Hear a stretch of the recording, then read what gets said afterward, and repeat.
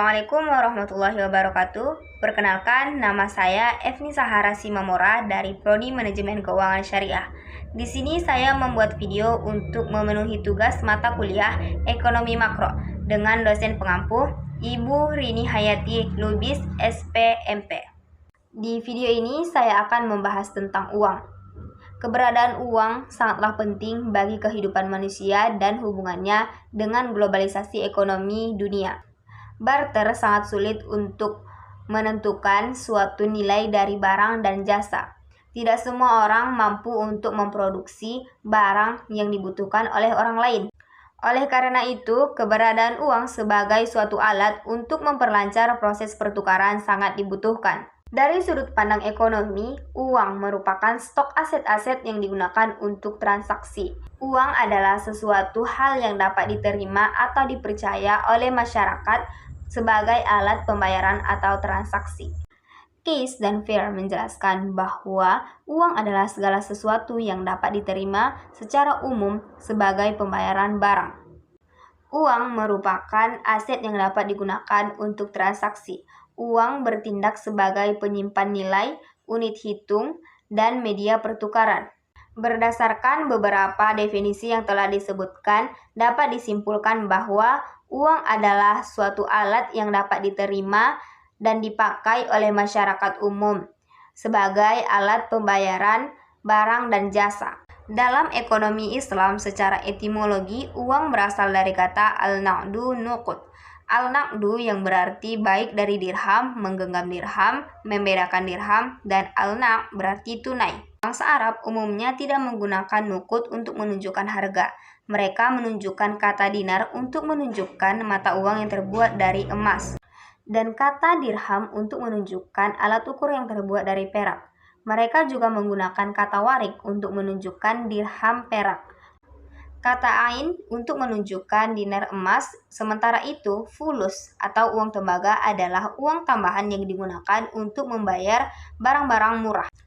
Abu Ubaid mendefinisikan nuqud atau dinar dan dirham adalah nilai harga sesuatu. Ini berarti dinar dan dirham adalah standar ukuran yang dibayarkan dalam transaksi barang dan jasa. Al-Ghazali menyatakan bahwa Allah menciptakan dinar dan dirham sebagai hakim penengah di antara seluruh harta, sehingga seluruh harta dapat diukur dengan keduanya. Ibnu Al-Qayyim berpendapat bahwa dinar dan dirham adalah nilai harga barang komoditas. Ini mengisyaratkan bahwa uang adalah standar unit ukuran harga komoditas. Jadi, uang adalah sarana dalam transaksi yang dilakukan masyarakat dalam kegiatan produksi dan jasa, dan sebagai standar nilai. Baik uang itu berasal dari emas, perak, tembaga, kulit, kayu, batu, dan besi. Selama itu diterima oleh masyarakat dan dianggap sebagai uang. Sumber dari jurnal yang berjudul Fungsi Uang dalam Perspektif Ekonomi Islam oleh Faisal Afandi. Sebagian besar para ahli ekonomi mengatakan bahwa peran dan fungsi uang adalah sebagai berikut. Yang pertama, sebagai alat tukar atau medium of change. Dalam sistem perekonomian barter, pertukaran terjadi antara barang satu dengan barang lainnya, atau dengan komoditas satu dengan komoditas lainnya, di mana seseorang tidak akan menyerahkan barangnya kepada orang lain sebelum menerima barang yang dipertukarkan. Ketika uang digunakan sebagai alat tukar, maka yang terjadi adalah membeli barang dengan uang dan menjual barang dengan uang. Peran dan fungsi uang sebagai alat tukar atau media pertukaran dapat diterima oleh ekonomi Islam, karena memang uang harus berfungsi demikian dan harus tetap bersirkulasi dan tidak boleh diendapkan. 2. Uang sebagai alat penyimpanan nilai atau daya beli, store of value.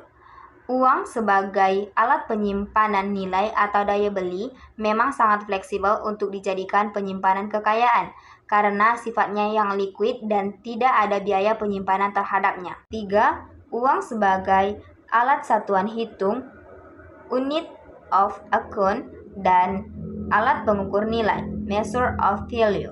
Uang sebagai alat satuan hitung, unit of account, atau alat pengukur nilai, measure of value, tentu akan mempermudah proses tukar-menukar dua barang yang secara fisik sangat berbeda. seperti mobil dan gandum, pesawat terbang dan beras, dan lain sebagainya.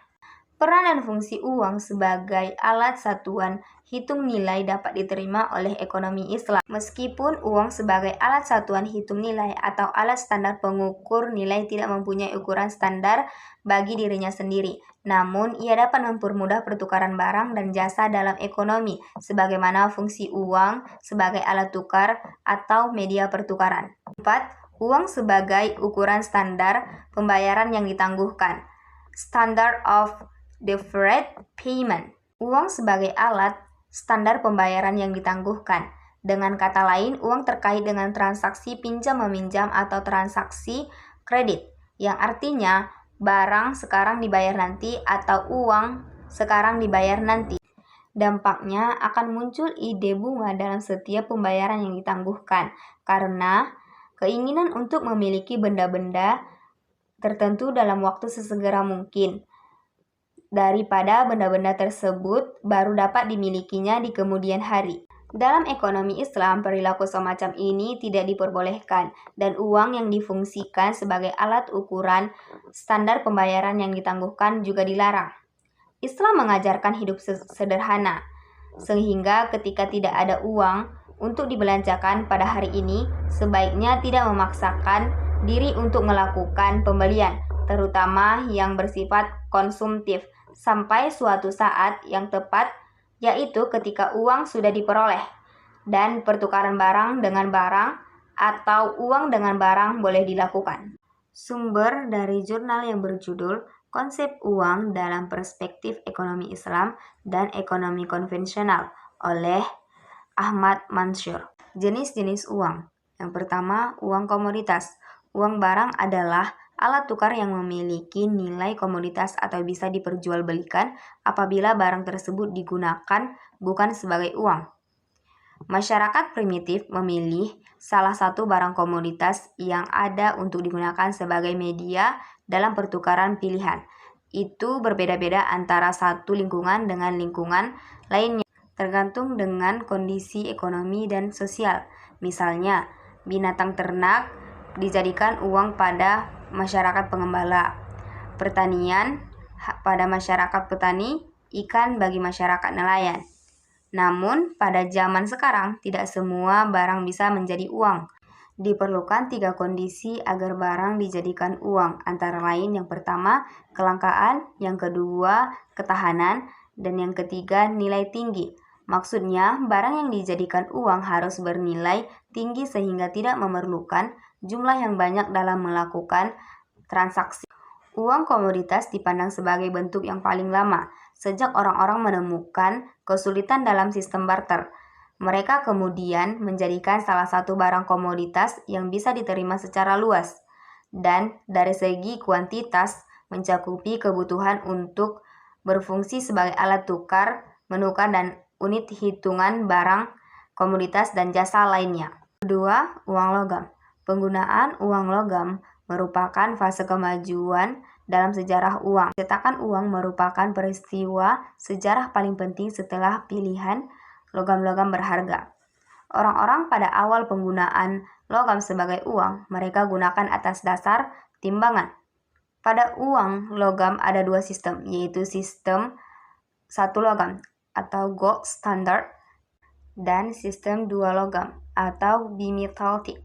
Apabila negara mengadopsi 1 logam dan memberinya kekuatan penyelesaian tanpa batas, sistem yang digunakan dinamakan sistem 1 logam. Apakah logam itu emas dan perak dan tidak terpengaruh dengan adanya mata uang bantu. Sedang sistem 2 jenis logam adalah bahwa negara mengadopsi 2 logam, emas dan perak, dan menjadikan keduanya sebagai uang utama dan memberikan keduanya kekuatan penyelesaian tanpa batas.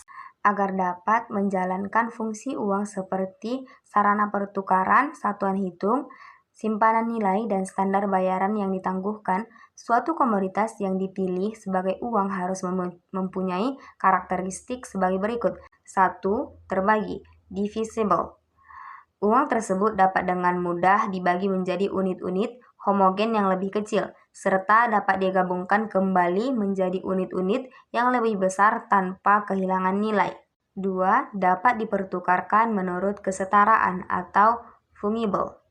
3. Terbobot, terukur, atau terhitung. Penurunan kualitas uang tidak boleh dimungkin atau 3.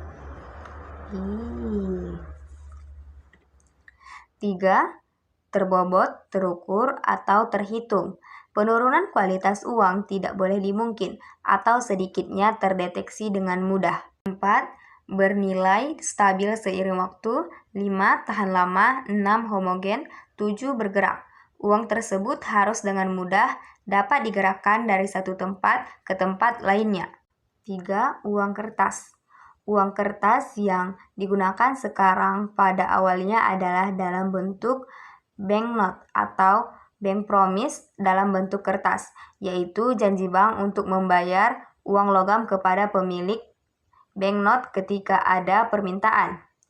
Karena kertas ini didukung oleh kepemilikan atau emas dan perak, masyarakat umum menerima uang kertas ini sebagai alat tukar. Dalam sejarahnya, uang kertas digunakan pada tahun 910 Masehi di Cina. Pada awalnya, penduduk Cina menggunakan uang kertas atas dasar topangan 100% emas dan perak. Pada abad ke-10 Masehi, pemerintah Cina menerbitkan uang kertas yang tidak lagi ditopang oleh emas dan perak. Ada beberapa kelebihan penggunaan uang kertas dalam perekonomian, di antaranya mudah dibawa, biaya penerbitan lebih kecil ketimbang uang logam, dapat dipecah dalam jumlah beberapa pun. Namun, pemakaian uang kertas ini mempunyai kekurangan seperti tidak terjaminnya stabilitas nilai tukar, seperti halnya uang emas dan perak mempunyai nilai tukar yang stabil. Di samping itu, jika terjadi pencetakan uang kertas dalam jumlah yang berlebihan, akan menimbulkan inflasi, nilai uang turun dan harga barang naik. Sumber dari jurnal yang berjudul Konsep Uang dalam Perspektif Ekonomi Islam oleh Rahmat Ilyas. Cukup sekian isi dari video saya yang berjudul tentang uang. Jika ada yang salah mohon dimaklumi, soalnya masih belajar juga. Saya tutup dengan salam. Wassalamualaikum warahmatullahi wabarakatuh.